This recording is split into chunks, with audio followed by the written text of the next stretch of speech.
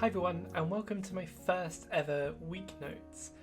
I've written a blog, or like a blog post at the same time as this, so don't worry, you don't have to sit and watch this video. I mean, you don't have to go sit and read a blog post either, but I thought it might be quite exciting to record this really quick video at the same time as also writing the blog post.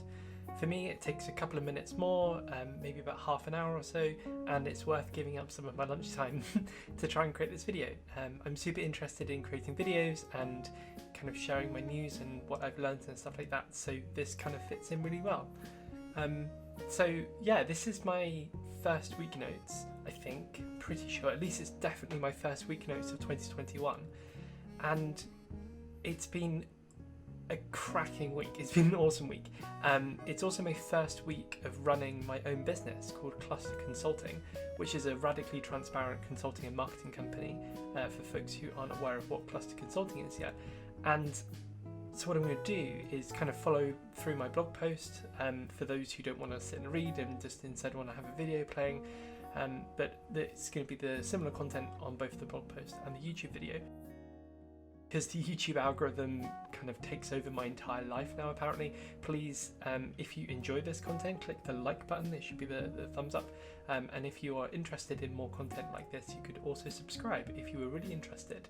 And I would consider doing that if I wasn't me watching this. So please like and subscribe. Thank you. Okay, so I've experienced 3 things this week. I mean, I've experienced more than 3 things, but kind of boiling it down into kind of like chunks of things I can talk about. The first one, or the first kind of key learning that I have, is that concentration for me comes from a lack of context switching. And for years and years, my calendar has looked like what can only be described as a war zone. It's been really quite bad. There's been, times where I've been triple or quadruple booked, and it's like, yeah, what's going on? This is crazy. It doesn't make any sense. And this week has been the first week in years, I think, where I've actually had time to concentrate. And it's been incredible. I love it. It's brought back this renewed wave of creativity, which I haven't felt in a long time. And it's such an awesome feeling. Like, if I can be doing good work that's award-winning and all that great stuff, whilst also looking like a calendar war zone, imagine the great work I can do and the even better stuff I can get out if I don't have to have all of that Warzone calendar stuff going on. So in my blog post, I put a print screen of what my calendar looked like. There's basically like 6 or 7 meetings throughout the whole week.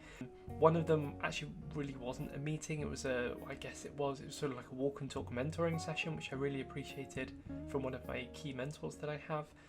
We both put on headphones, called each other, and just walked around for an hour or so. And another one that I had over lunchtime yesterday was a walk and talk with a friend of mine, obviously socially distanced. We both masked up. We went to a local park. We stayed sort of 2 or 3 meters apart at all times, and bubbled together in front and behind when other people were coming, and went onto the grass and all that sort of stuff to make sure that we were safe. So we had double masks and all that great stuff. But basically 2 of those were kind of walk and talk sessions, so the majority were just kind of like quick check-in sessions with people and saying hello, I guess. As winter starts to reside and summer starts to happen, if you notice how it's been very bright and lovely after 5:30 p.m, it's happening, it's coming slowly. I expect more of these lovely walks and stuff like that to happen, and I think that will only fuel my creativity, which is something I'm really looking forward to. The second thing, or like the bucket of things I guess that I've learnt this week, is around procurement cycles. I never thought in the start of my business, week 1, I would learn so much about procurement cycles, but I'm glad that I have. It's been an interesting week. So I guess to kind of set this, like give an example of this, when I was working with Google a couple years ago, there was this dashboard, and this dashboard was taking like 10-15 seconds, something like that, to update. And it mainly took that long just because of the sheer amount of data that was being processed. But the lack of efficiency in that was classed as unacceptably slow.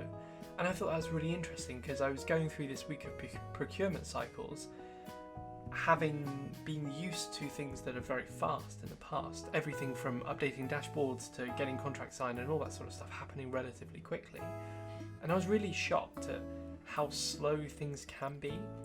I just want to, as a quick clarification here, when I say slow, I don't necessarily mean the people being slow. I think this is entirely a process problem. All of the people that I've engaged with this week about procurement related activities have been lovely, and they've all wanted to do the right thing. It's just the overall process itself of procurement is just so cumbersome that you can have the best people with the right mindset, and it's still very slow and very painful to get through. I understand the need for due diligence. I cannot say that word, I never can. I understand the need for ensuring, companies are the right ones for the job, reducing risks, and all those other great reasons why procurement teams are full of lovely, awesome people. But I do think that there's an opportunity for like a startup or scale-up company to come in the procurement space and just kind of basically shake things up a bit, perhaps providing a level of like efficiency and structure in digital-only channels. Like for example, no, I will not fax you over a copy of a certain document. Like, I've never used a fax machine in my entire life, and I do not intend to start now. So like, how do we make procurement digital by default, and how do we empower those awesome people who work within the procurement space to not only become more efficient at the jobs they're doing, but like kind of make it so it's less about walking through sludge to try and get somewhere, and it's more of an efficient process for them. So yeah, TLDR, procurement processes are quite slow and nothing to do with the people, everything to do with the process. The third big learning I have from this week is about people and how they have appreciated transparency. So one of the key things I wanted to do with Cluster Consulting when I set it up is about radical transparency. And there's been a couple of times this week already, in the first week, where I've been faced with scenarios where I could have like not fluffed an answer, but like I could have negotiated in a specific way in order to extract more value for myself and my business from a specific scenario. And to be honest, I decided not to do that. I decided not to take the kind of cliche corporate negotiation tactics. I decided to take that completely off the table, at least from my side, because I mean, fundamentally, I detest when people do that to me, but on a personal level, like when I feel like someone's trying to extract value, too much value from me or whatever, I find it, I get this odd feeling, and I'm like, oh, is this really a relationship, or is this just all about money or whatever it might be? And I decided that I just didn't want to do that, at least in the conversations that I had this week. And so I just opted to be completely open and transparent about things, and place a lot of trust in between the two parties or multiple parties that were talking, by kind of putting my cards on the table and saying like, okay, if you want to know a specific number or you want to know a specific range or whatever that might be, rather than wasting everyone's time and starting high and negotiating down and all those sort of corporate tactics that people teach you, just let's skip all of that, because we're all too busy, we're all too stressed, and I actually trust and respect the people that I want to be working with. And I found that really valuable.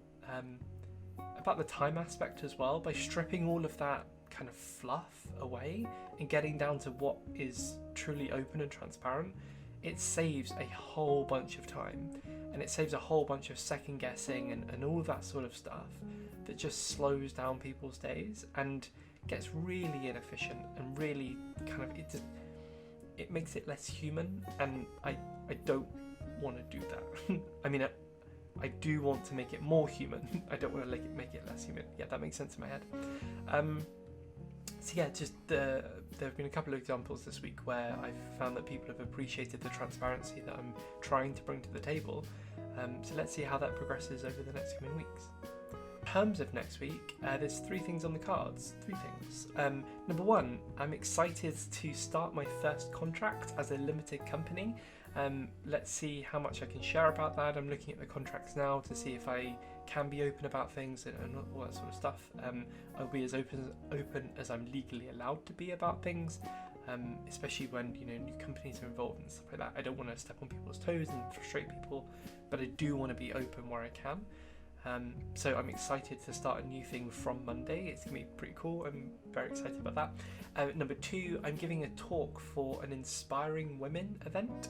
I don't know how I can be inspiring. I think other people think that I'm inspiring, so that's nice.